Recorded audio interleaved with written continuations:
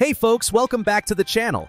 Today we're diving into one of the coolest parts of Oblivion Remastered, the guild questlines. If you've ever wanted to lose yourself in secret societies, magical conspiracies, or good old-fashioned monster hunting, you're in for a treat.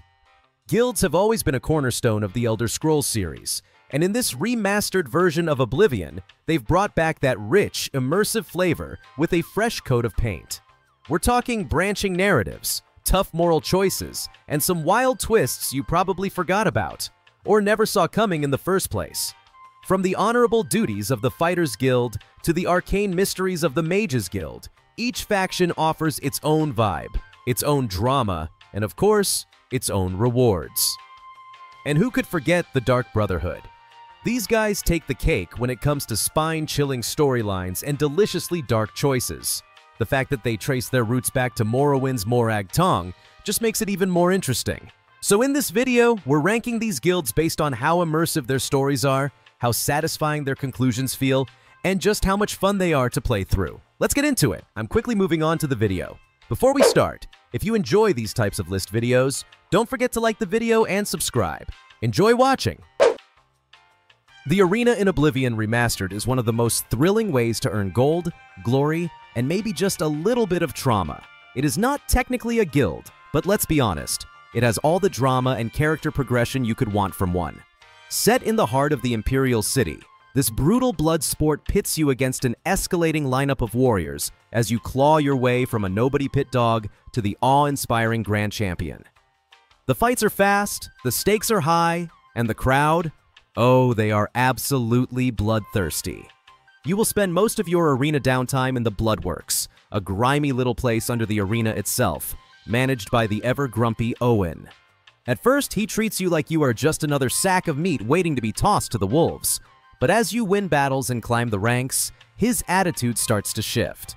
He will give you advice on your upcoming opponents, throw in some training tips, and even show a little bit of pride, though he would never admit it. This evolving relationship with Owen is part of what makes the arena storyline surprisingly charming. But things take a twist once you get to the top, when you meet the current Grand Champion, Agranok Gromalog.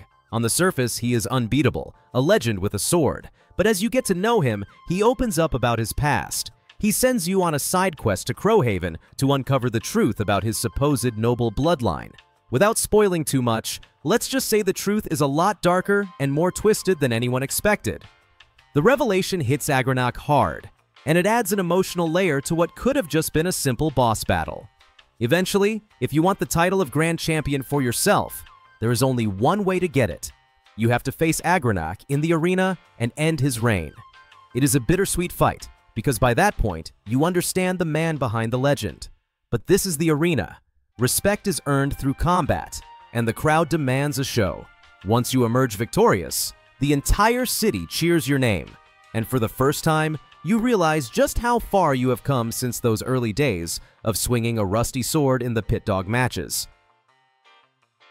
The Fighters Guild in Oblivion Remastered might seem like your standard honorable mercenary group at first, but trust me, things get a lot more complicated than just swinging swords for gold. At its core, the Fighters Guild is where you go if you want to pick up combat-focused jobs legally and most of the time ethically. In the early parts of the questline, you will find yourself traveling across Cyrodiil, taking on contracts that range from clearing out goblins to handling petty disputes. It is a solid way to level up your skills and make some coin, but of course, no good mercenary tale stays that simple for long. Before you know it, you start hearing whispers about the Blackwood Company, another group of sellswords that are undercutting the Fighters Guild at every turn. They are cheaper, faster, and way less picky about the jobs they take. Sounds like good business, right? Well, not quite. Their sudden rise in popularity starts pushing the Fighters Guild into a corner. With fewer contracts available, tensions rise within the guild. The story shifts from casual gigs to something much darker and far more personal. As you dig deeper, the truth behind the Blackwood Company starts to unravel, and it is wild.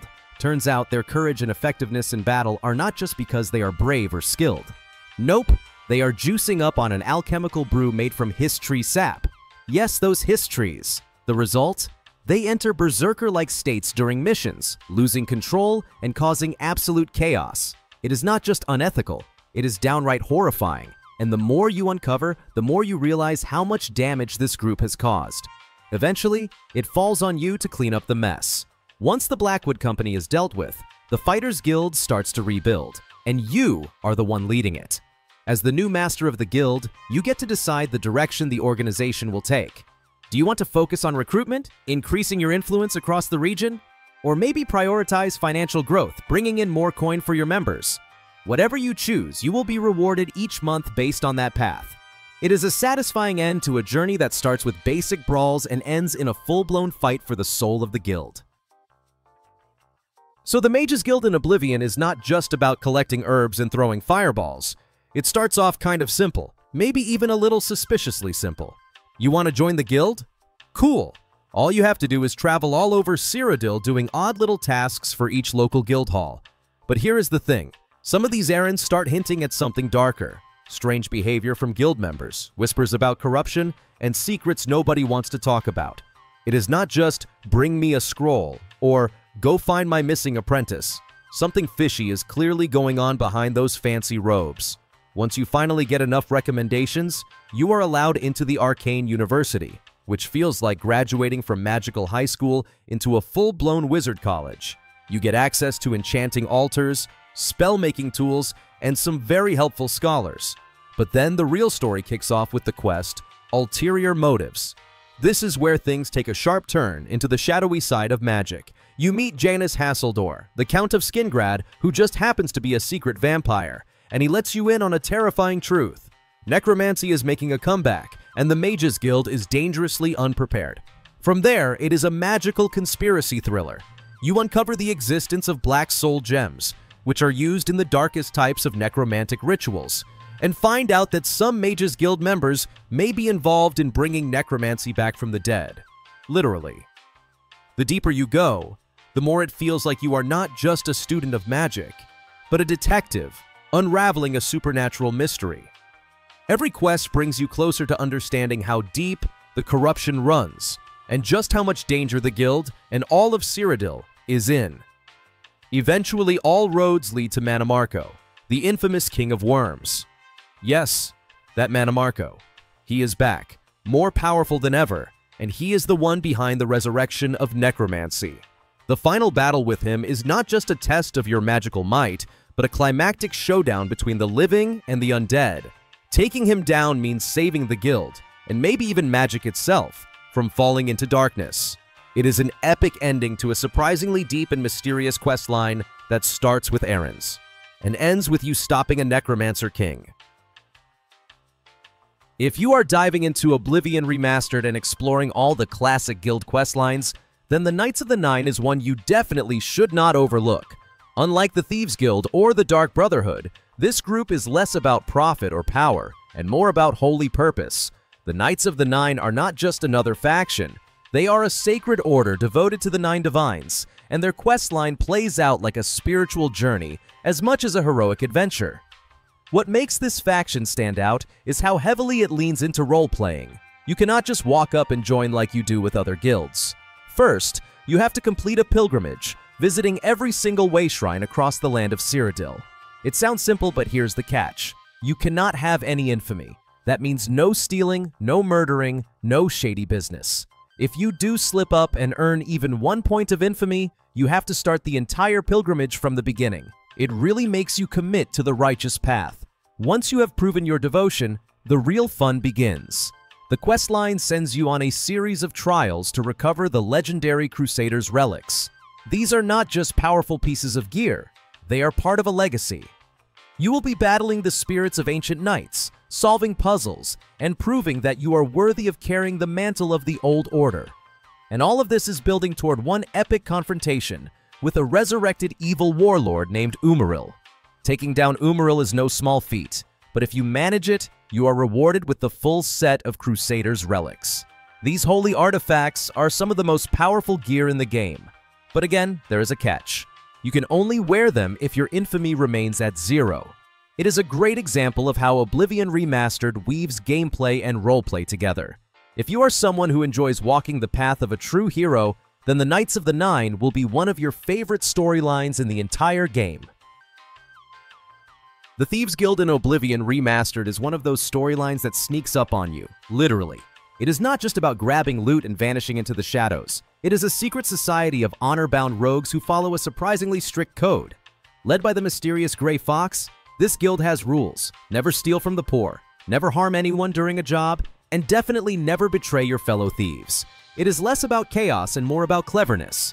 You are not just a pickpocket, you are part of something much bigger, something that feels alive beneath the surface of Cyrodiil. What makes this guild so fun to play through is how the missions slowly ramp up in both risk and reward. At first, you are running errands and selling off stolen goods through fences. Pretty standard thief behavior, right? But as your reputation grows, the assignments get more dangerous and elaborate. You are breaking into high-security estates, outsmarting city guards, and stealing things that are practically locked away behind puzzles. Every quest feels like you are outwitting the world, and there is something really satisfying about that. And let's talk about the Grey Fox for a second. This character is wrapped in mystery from the very beginning. Who is he? Why is he doing all this? The quests he gives are not just high-level heists, they are pieces of a much bigger plan. You start realizing that this is more than just stealing for gold. There is a deeper web of power, politics, and legacy unfolding right under the noses of nobles and kings. You are not just robbing people, you are shifting the balance of influence in the underworld. By the end of it all, you are not just a skilled thief, you are the master thief. The final mission is legendary, filled with twists that make you question everything you thought you knew about the Grey Fox. When the mask finally comes off, the story flips in a way that is genuinely exciting. And the best part? You walk away as the new guildmaster, ready to lead the Thieves Guild into its next chapter. It is one of those quest lines that sticks with you long after the credits roll. If you are diving into the Elder Scrolls IV Oblivion Remastered and wondering which guild quest lines to follow first, the Dark Brotherhood is an unforgettable ride. It is not just another assassin guild, it is a cult, a family, and a beautifully twisted narrative experience all in one. The moment you take a life in the game and get that eerie message saying, "Your killing has been observed by forces unknown," you know something bigger is watching you. That is when Lucian LeChance appears, cloaked in mystery, and invites you into a world of shadows and silence. From there, the game completely changes pace. What makes the Dark Brotherhood questline so good is not just the gameplay, but the atmosphere and writing. You gain access to the Cheydinhal Sanctuary, which becomes your home base and introduces you to a group of colorful, creepy, and strangely lovable characters. Each contract you receive is more creative than the last. Some feel like puzzles, others like cinematic set pieces. But they all lean into that eerie, secret society vibe that makes the Dark Brotherhood stand out from other factions.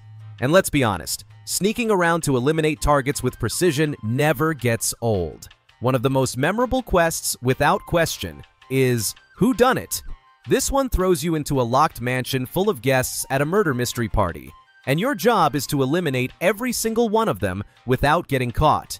It is like being the villain in a detective novel, and it is genuinely hilarious to see how the guests react as their numbers shrink. Do you go loud? Do you manipulate them into turning on each other? There is more than one way to get the job done, and the freedom makes it a highlight of the entire game. As the story unfolds, though, things take a darker turn. The Brotherhood is not safe from betrayal, and before long, you are caught in a deadly internal conflict. What starts as a series of contract killings ends in a full-on purge within the guild. You are forced to hunt down traitors and eventually rise to the top, becoming the Listener of Sithis, the supreme leader of the Brotherhood. It is a grim journey, but also incredibly rewarding. By the end, you are riding Shadowmere, one of the fastest horses in the game, and wielding the Blade of Woe, a dagger that hits hard and feels like a trophy for surviving the blood-soaked climb. The video ends here. See you in another video. Don't forget to subscribe.